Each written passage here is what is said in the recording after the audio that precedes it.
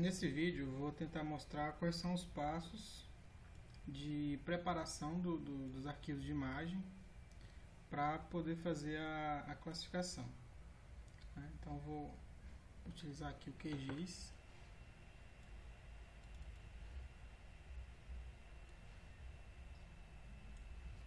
Bom, nesse projeto eu já estou com algumas camadas carregadas, né? No caso aqui eu trouxe a camada dos municípios, do estado e da nossa área de estudo.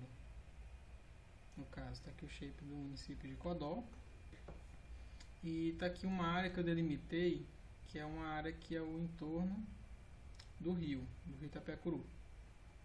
Isso é o equivalente a uma linha de 2 km, tá? Uma linha de 2 km. Mas eu utilizei para o corte das imagens um limite um pouco maior, que é um limite de 5 km em torno do rio. Então, nessa área está destacada aí, certo? Muito bem. Então o primeiro passo é fazer o carregamento das imagens para a nossa tela de trabalho do QGIS.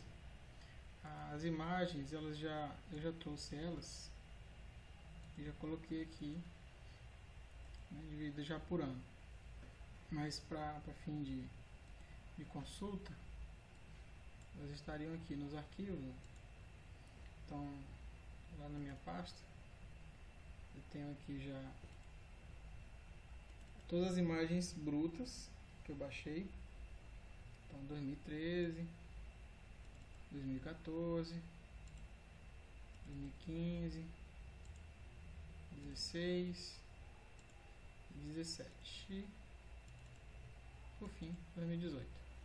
Então, essas imagens aqui são imagens que são ainda do jeito que vieram lá do servidor do SGS, do jeito que foram baixadas. Você vai ver como é que elas são. Elas são desse jeito aqui na origem. Vou pegar aqui o exemplo da de 2018, só para olhar. Então, a imagem de 2018 ela viria desse jeito. A única coisa que eu fiz aqui foi o pré-processamento. E foi coisa bem simples, só a correção e a fusão com a banda pancromática. Esse é o tamanho da imagem quando ela vem, do jeito que ela vem aqui. Então seria isso aqui. Então, a imagem bruta, completa. A única coisa que foi feita nela foi a fusão com a banda pancromática para alcançar uma resolução de 15 metros no pixel. A resolução original era de 30.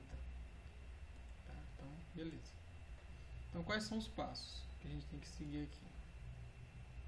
A primeira coisa será realizar a reprojeção, né? Essas imagens elas vieram do servidor com o sistema de coordenadas orientado elas vieram do SGS com o sistema de coordenadas orientado para o hemisfério norte. A gente vai ter que fazer uma reprojeção primeiro. Então, depois que a gente reprojeta, vem aqui em vetor, projeções, reprojetar, a gente especifica qual é o sistema de coordenadas de entrada, né? Especifica qual é o sistema de coordenadas de entrada, qual é o SRC de destino, atribui um caminho para o arquivo de saída e pronto, você vai conseguir. Tá? Aqui você diz qual é a camada de entrada e aqui você vai colocar a camada de saída, né, aqui embaixo. Então você vai definir o local e saída e o SRC de saída. Bom, uma vez que é feita essa reprojeção, né, aí os arquivos vão poder já ser utilizados. Então vamos ver como é que se observa isso. Então aqui eu tenho as camadas de 2014.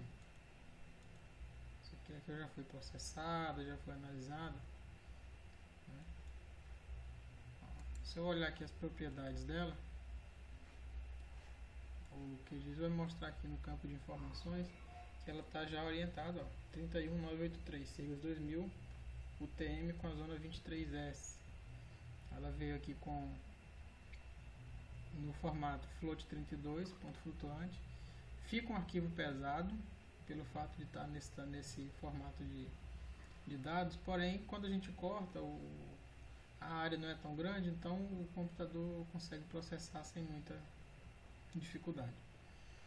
Essa aqui é uma que eu já processei. As originais, elas vêm orientadas ao hemisfério norte. Essa aqui é a diferença. Então, já fiz o 2014, já fiz 2015, vou fazer aqui o 2016 para a gente dar uma olhada. Então, aqui eu tenho as camadas do 2016.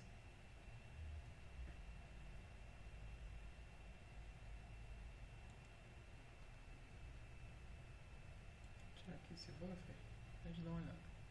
Então, essas aqui são as bandas para essa cena no ano de 2016. Já observei já aqui de prévia que ela tem um pouquinho mais de nuvem do que as duas anteriores. Mas não vai ser tanto problema. A quantidade de nuvem está baixa se comparado com algumas aqui dessa região. Então vamos lá. Primeira coisa, eu vou dar uma olhada nas propriedades dela aqui. Está orientada para o hemisfério norte. Tá? 23N, 32623, WGS84, UTM 23N, certo? Então isso significa dizer que eu tenho que reprojetar todas essas camadas para o hemisfério sul e também para o sistema de referências oficial do Brasil, que é o SIGAS 2000. Então vamos lá. O procedimento começa com a gente vindo aqui no menu raster, a gente vem em projeções, reprojetar. Aqui dentro de reprojetar, a gente vai especificar os arquivos.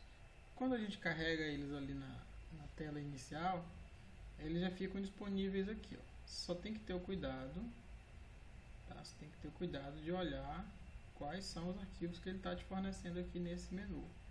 Então, por exemplo, no nosso caso serão 2016, 2017, 2018, que é 14 e 15 eu já fiz. Então, veja só a sequência para você não se confundir. Eu vou começar por essa aqui, ó, que é 2016, banda 2. Depois é 2016, banda 3, 16, banda 4, 16, banda 5, 16, banda 7. E aí já pula pro 17, banda 2, tá? Então, só vou trabalhar de 2 até 7 nesse aqui.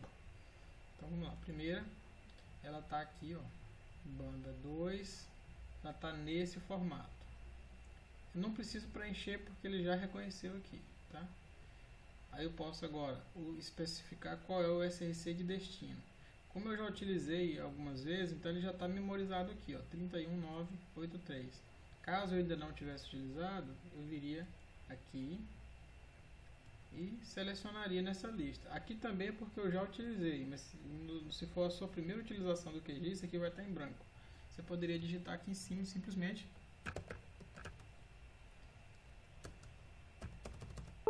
Quando você digita SIGAS 2000 ali em cima, o que acontece é que ele vai procurar aqui na lista todas as versões de SIGA. O que a gente vai utilizar é um sistema projetado. Então, eu vou descer aqui, ó, sistema projetado, tá?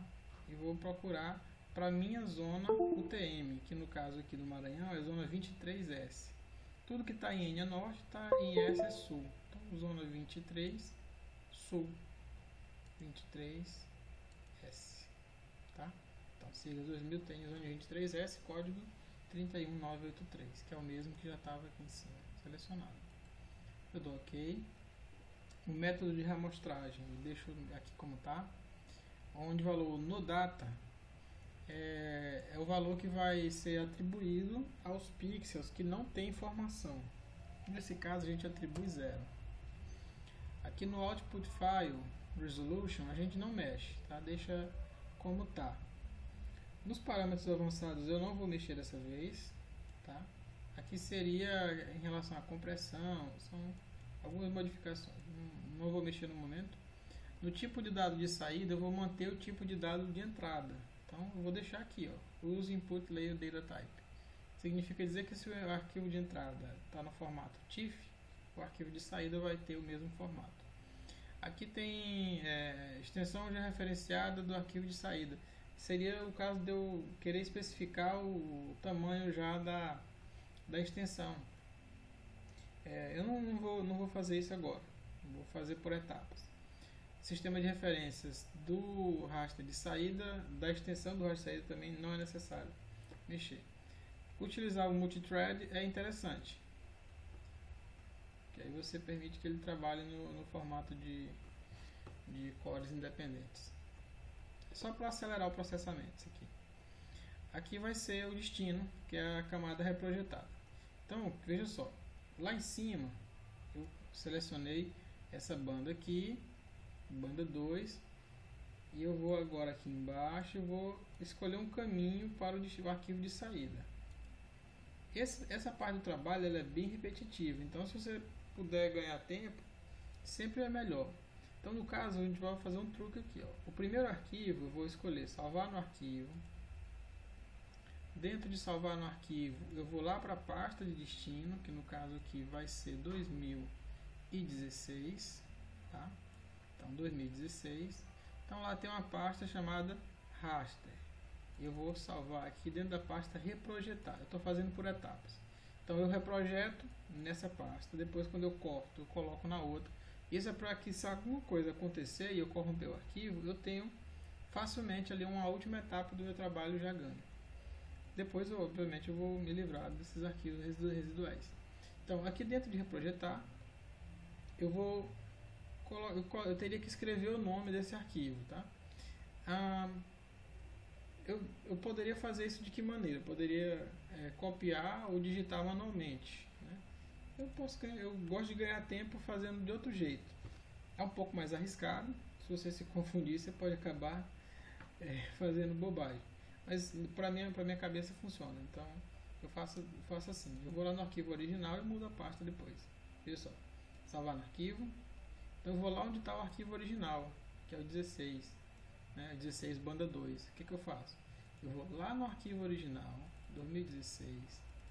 2016, eu pego o banda 2, só clico no nome dele, só para pegar o nome, e agora eu volto para a minha pasta de destino.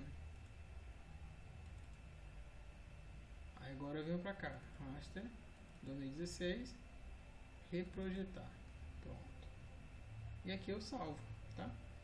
Então veja só, eu vou até aproveitar para tirar esse pão aqui da frente. Pronto. Uma vez que eu fiz isso, ele preenche automaticamente esse campo aqui todo e aqui já vai ficar mantido. Eu vou clicar em executar. Ele vai rodar o comando. Estou observando aqui pela janela de log, ó.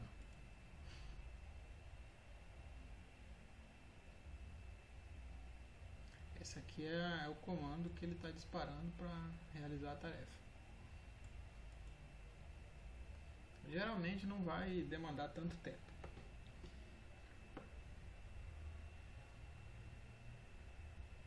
Depende muito da capacidade do computador, configurações.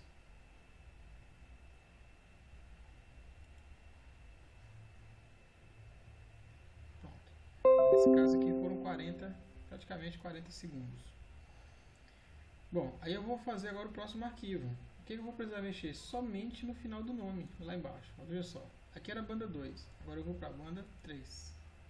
Lá embaixo, o que eu vou fazer? Eu não vou mexer porque o caminho vai ser o mesmo. Então eu só mudo aqui. Banda 2, eu tiro para a banda 3 e executo. Ok? Então isso aí é uma forma simples de você ganhar tempo. Lógico, você também pode fazer o processo em lote, mas algumas vezes pode ser que aconteça de um processo quebrar no meio, ou você não vai saber quantas já foram feitas por completo. Às vezes você vai abrir a camada e ela não foi feita completamente, então pode dar alguns problemas. principalmente se o seu computador não tiver muita memória e capacidade de leitura. Então é o que atrasa mais.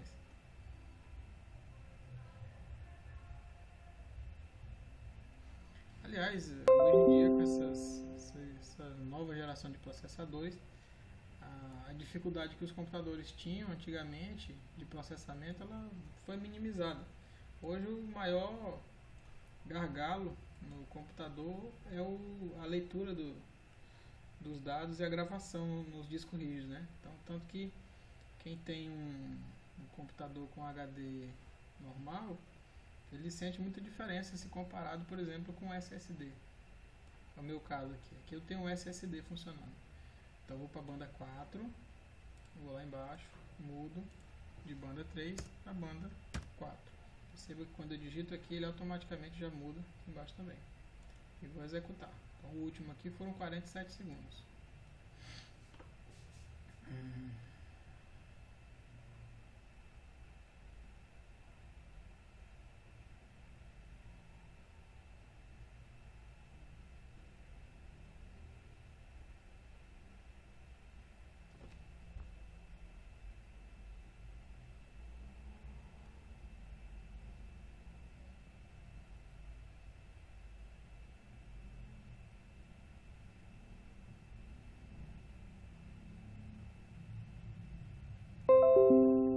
Segundos.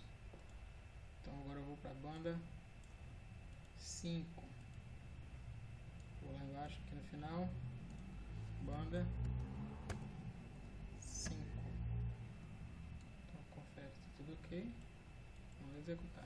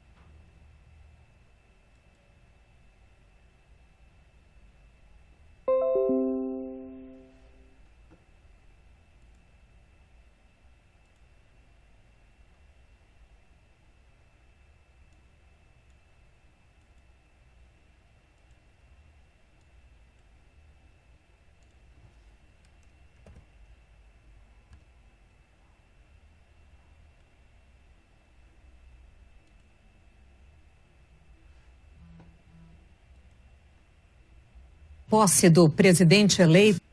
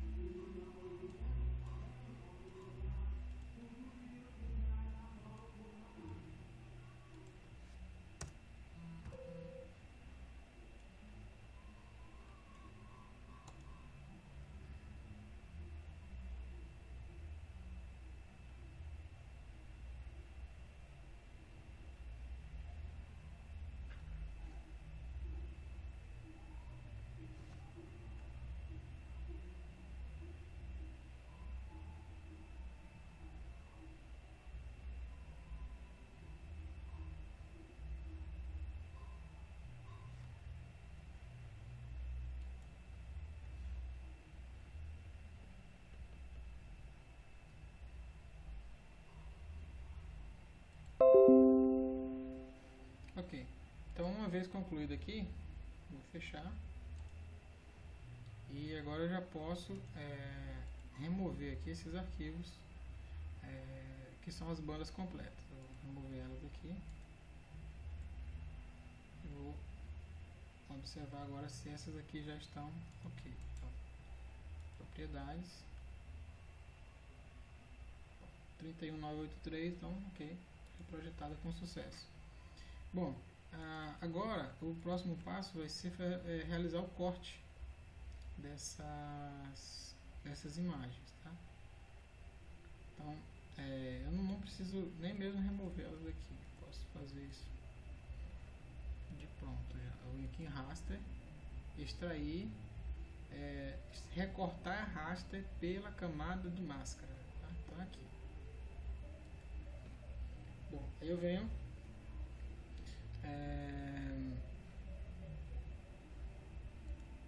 nesse caso aqui eu vou só fazer um jeitinho para não ter confusão. Vou remover elas aqui, vou importar elas novamente agora direto da pasta. Então eu vou lá na minha pasta que eu estou trabalhando no momento, que é aqui Raquel Codó, raster 2016. Então já foi feita a reprojeção, tá? Então eu vou trabalhar com essas aqui, certo? Vou importar elas aqui para 2016, certo?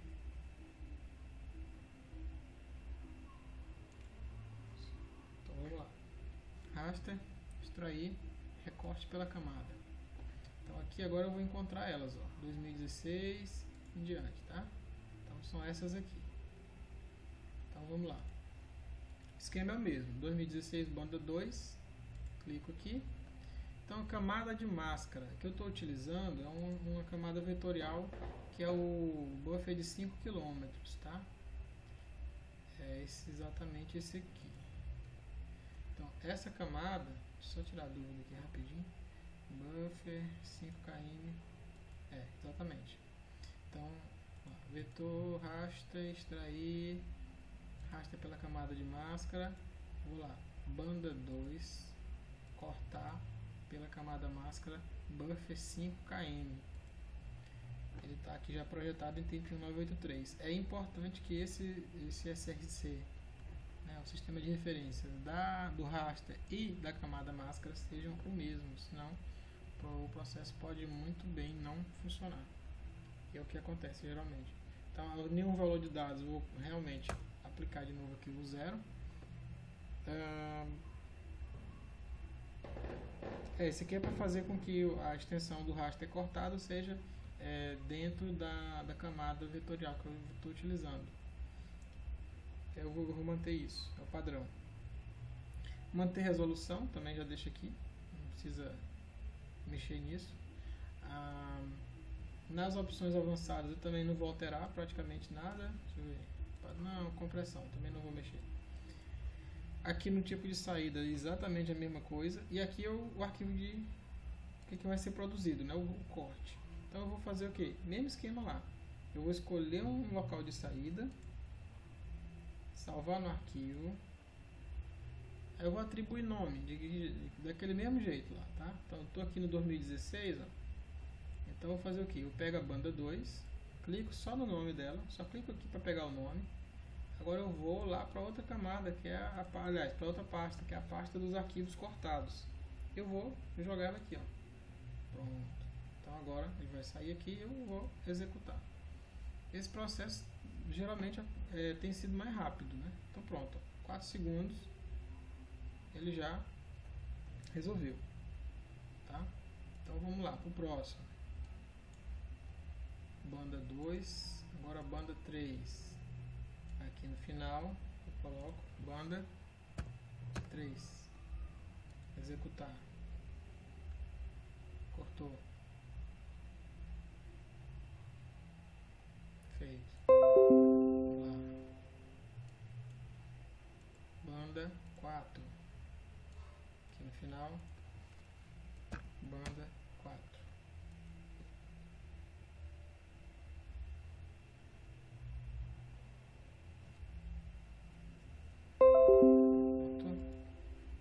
banda 5, aqui no final, banda 5.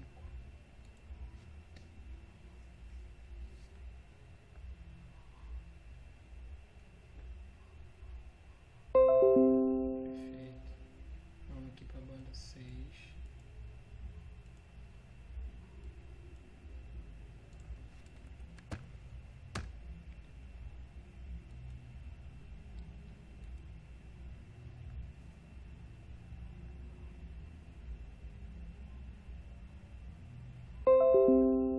Por fim, aqui a banda 7.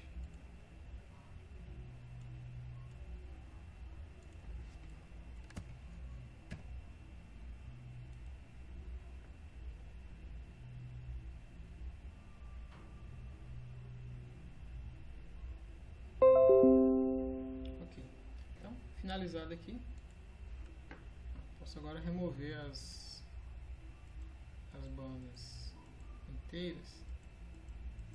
Ficou esquisito, né? Banda inteira. Posso remover aqui as camadas que são da área toda. Eu vou logo remover essas aqui para pegar elas com um nome novo, né? Então 2016, então elas já estão aqui, ó, tá? Resultado do corte. Então vou pegar elas aqui pro meu 2016. Pronto. Então, certo? Então agora eu tenho camadas separadas, né? Então, por banda, ó. Tem aqui a banda 2, a banda 3, a banda 4, a banda 5, a banda 6 e a banda 7. Tá? Se eu for tirando aqui, você vai vendo como é que elas são diferentes, ó. Certo? Ok. O próximo procedimento agora é montar a pilha de bandas, né? Que é fazer aquele arquivo que tem ali todas as bandas empilhadas, uma sobre a outra. Então nesse caso aqui, ó, já tem um pouco mais de nuvem, não também nada que vai prejudicar tanto a leitura, estão bem espaçadas, né? Às vezes não tem como você fugir disso. Bom, então eu tenho todas elas aqui carregadas, 2016 banda 2 até banda 7. Eu vou utilizar aqui o recurso do plugin, que é o plugin que a gente usa para fazer a classificação. Eu vou logo me aproveitar da funcionalidade que tem nele. Eu posso fazer isso direto pela ferramenta do QGIS, mas eu tenho percebido que ele é um pouco mais prático, mais rápido, inclusive. Vamos lá. Eu vou aqui nas ferramentas do SCP. Eu vou aqui na ferramenta do Band 7. Então eu vou utilizar aqui as camadas que estão carregadas. Eu vou criar um Band 7 novo, que é o 3. Os outros eu já tenho utilizado. Então aqui no Band 7.3 eu vou fazer o seguinte: eu vou primeiro atualizar a lista de single bands, que são as bandas únicas. E eu vou pegar as minhas que estão aqui já, 2016, banda 2, banda 3,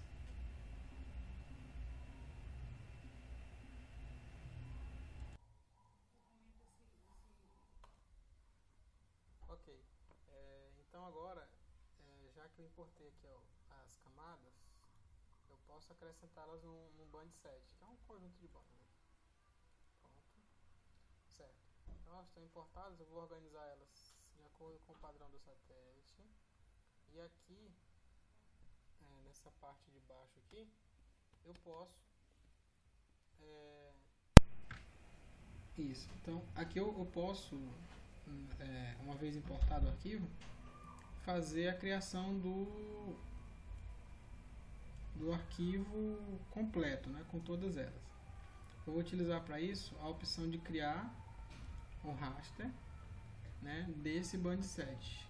Então vou pegar as bandas na sequência em que elas estão. Então vai ficar a primeira banda é a 2 e a última banda é a 7, ok? Vou clicar aqui, ó, em Run, executar. Ele vai me pedir um endereço de saída, tá? Ele quebrou aqui aparentemente. Vou recarregar só um instante. Então, continuando aqui de onde eu havia parado, criar aqui o raster.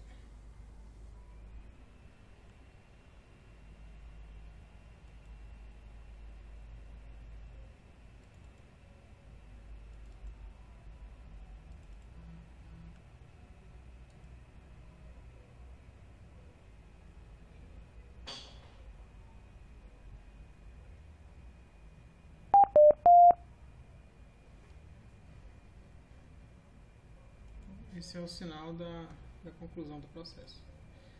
O que nós temos agora então? Temos aqui todos os arquivos carregados. Vou remover eles. E temos aqui também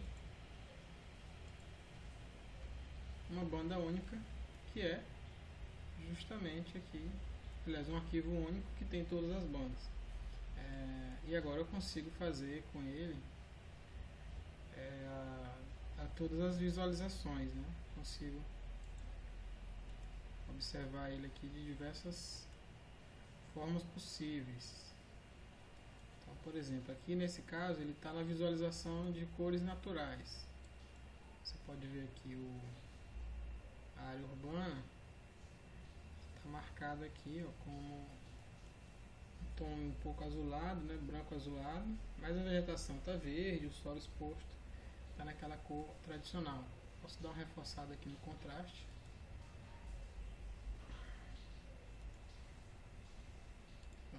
Contraste. Então, essa aqui é uma visualização formada aí pela fusão de bandas. Esse aqui é o arquivo que vai ser usado para fazer a classificação, né? A gente pode observar que teve nuvens aqui, mas felizmente elas não pegaram áreas críticas ou muito extensas. Então, você vai ter algum problema com a nuvem e a sombra, né, da nuvem aqui no caso. A gente vai ver como é que consegue sanar essa pequena dificuldade aí, tá? Então aqui eu consigo visualizar esse raster que foi gerado com as ferramentas aqui do plugin, né? Eu posso agora atualizar aqui e pegar o arquivo multibanda de 2016 que está aqui, e agora eu posso visualizar ele aqui, ó, em diferentes configurações, trocando simplesmente a ordem das bandas. Então, no caso aqui, ó, é uma configuração que é a configuração que ela imita as cores naturais. Seria essa daqui, 3, 2, 1. Então, essa aqui ela imita as cores naturais. Quando eu estou fazendo a classificação, eu gosto de utilizar também outro padrão, que é um padrão que ele destaca as diferenças de vegetação. Então, por exemplo, nessa configuração aqui, você olha para esse local aqui exatamente, e o que você vê? Você vê vegetação densa, que você imagina que seria árvores altas, enfim. Aqui você vê um solo meio arroxeado, né? Você sabe que ele está exposto, mas você sabe que o solo real é esse laranjinho aqui, que é a cor do solo verdadeiro. Então, se esse solo aqui está exposto assim, provavelmente ele teve vegetação, e pode ter sido vegetação queimada, ou vegetação derrubada, ou que está em regeneração, mas provavelmente muito seca, principalmente devido a queimadas. Essa outra área aqui, você vê também que é uma vegetação muito baixa, que ela dá um tom de verde bem fraquinho, mas também não é solo exposto. Então, na classificação, isso aqui é importante. Daí que, trocando aqui em cima a composição de bandas, você consegue visualizar essas nuances, ó. Então, veja só, nesse padrão aqui de cores naturais, eu não consigo ver algumas coisas que eu consigo ver nesse, ó. Por exemplo, essa área exatamente aqui, olhando ela, você imagina que essa aqui é solo exposto, ou uma área desmatada. Então ela entraria como solo exposto. Se eu trocar para esse padrão aqui, você já vê ela verdeada. Esse padrão esverdeado aqui é o padrão que a gente associa a uma vegetação campestre. Vou pegar um local aqui onde a gente sabe que é bem característico esse negócio. Olha só. Então aqui perto dessa região aqui, você tem alguma sobrinha de floresta que é exatamente mata ciliar. Isso aqui são riachos. Então, ao longo desses riachos aqui se forma uma mata ciliar, por isso que ela está bem verdinha aqui, que é a vegetação alta. E aqui do lado se forma um restício da área que foi desmatada ou da área que já era naturalmente seca, né? Você não pode desconsiderar essa possibilidade. Só que se você mantiver na visualização de cores naturais, ó, o que acontece? Você acha que está tudo seco. Então a visualização que você tem é de que isso aqui é tudo área descoberta. Descoberta, área descoberta, área descoberta. Então você não consegue enxergar muita coisa aqui. Já quando você muda para esse padrão aqui, que é 653, o que você está fazendo na verdade é colocar em cima uma banda infravermelha. Logo após você coloca outra banda infravermelha e só depois é que você coloca uma banda vermelha. Então, na verdade, você está trabalhando com as bandas que são mais sensíveis à vegetação, que são as bandas de cor infravermelha, tá? O que significa dizer que uma determinada coisa é sensível à cor? Veja só, o infravermelho ele mede vamos dizer assim, a parte da temperatura da coisa. A luz do sol ela é emitida, ela entra em contato com a superfície da terra ou das folhas, enfim, e a parte que é refletida é que forma a minha imagem. Então, o que acontece? Quando eu utilizo as bandas que captam o infravermelho, eu estou querendo dizer que eu quero saber quais são os corpos que estão aqui na Terra que estão absorvendo a maior quantidade de infravermelho.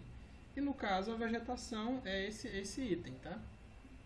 A vegetação absorve muita luz e o solo ele emite de volta muita luz. Por isso que o solo aparece bem claro aqui, ó, quase branco.